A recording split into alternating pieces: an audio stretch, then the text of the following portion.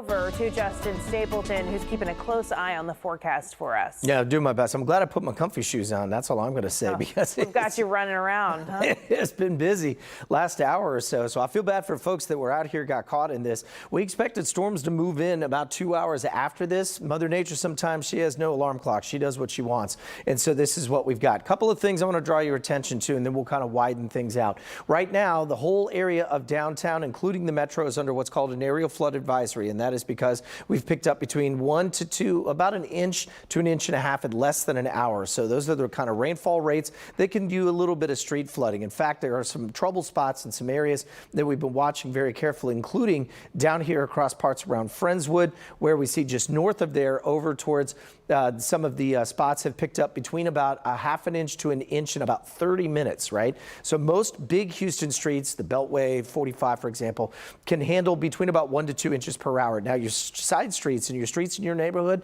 probably about a half an inch. You start going over that number in less than 30 minutes, and that could cause some pileup, especially if you know those spots in your neighborhood that don't drain very well. That's where we may run into some issues. So anyway, that's one of the spots right across Highway 8. You can see it right there. That's across Broadway Street, Pearland High School, down to Hastings. Meanwhile, over back off to the west, we've been looking at a potential for even heavier rain across parts just north of Sugar Land here as you go up Highway 6 from there to Mission Bend. That also is what is called a special weather statement. That's basically, I like to call those heads up thunderstorm watches, because we could be looking at a potential for some of these storms within here of seeing anywhere from 40-mile-an-hour wind gusts, and could be looking at pea-sized hail. I've seen a few hail reports over the last 1 to 2 hours. I've got what's called the skits turned on. It's basically our severe weather parameter. It kind of slices the storms to see if there's anything in any of these that are going to be alarming. So far, so good. Although, if you go down to the south side here from, let's say Holiday Lakes over to Angleton, down towards Richwood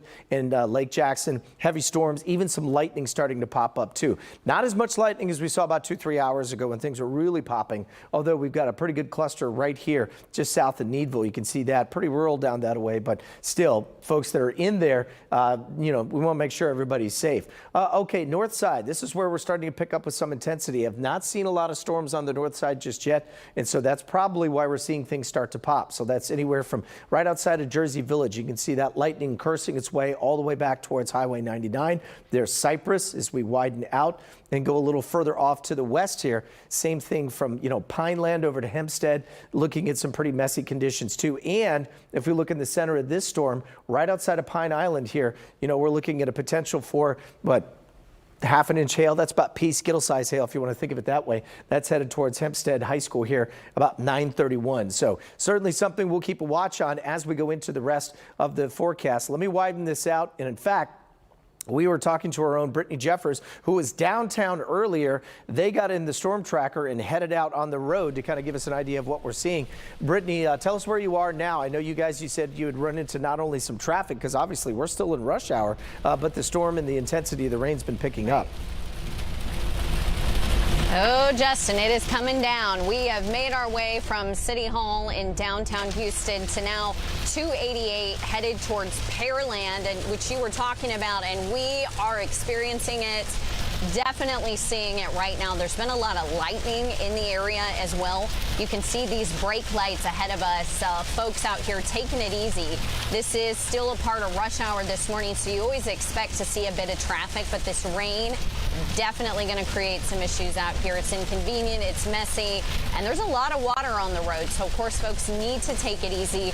You can see for yourself our windshield wipers are really working overtime right now because it is coming down out here. And if you look, I'm going to try to get you another vantage point here from our Storm True tracker. You can see there it's starting to pool in the water near the feeder road over there as well. So it's really coming down out here. I'd say probably for about an hour, Caesar, would you say?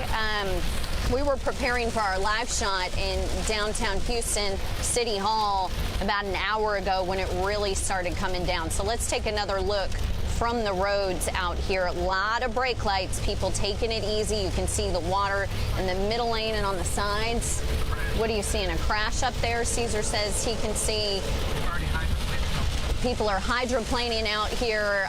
So again, just a reminder, if you have to head out, if you don't need to, stay home. If you got to be on the roads, be prepared though. We're seeing a lot of water out here. Look up there, you can see a crash, a vehicle. Let me try to turn this so you can see what we're seeing.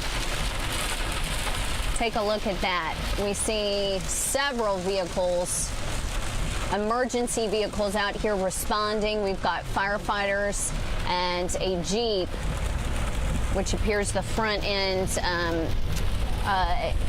hit the side there, hit the wall. So, of course, we don't know what caused it, but the weather's certainly not helping anyone out this morning. Again, this has been coming down pretty steadily now for about an hour. We're headed towards Pearland right now. You can see very wet conditions and in some spots dangerous. So if you can stay home, do it. If you don't need to get out the door, of course, we know that's not the case. If you got to head to work, just be careful. Give yourself some time. Be prepared because it's consistent rain, steady rain out here, and definitely starting to pool and pond in areas. Guys, back to you. All right, Brittany, thanks for that insight into the roadways right now. And as Brittany's been showing you, the roads can be kind of dangerous, so please be careful. We do have a different traffic alert to tell you about in Fort Bend County. Fire marshals are responding to a hazmat spill on Rogers Road and FM 359. Investigators say that a cement truck flipped over on the road, spilling gas into a nearby ditch. Both Fort Bend Sheriff's Office and Fulshear Police have closed down part of the road, so they're telling people to avoid this area while they clean up the spill.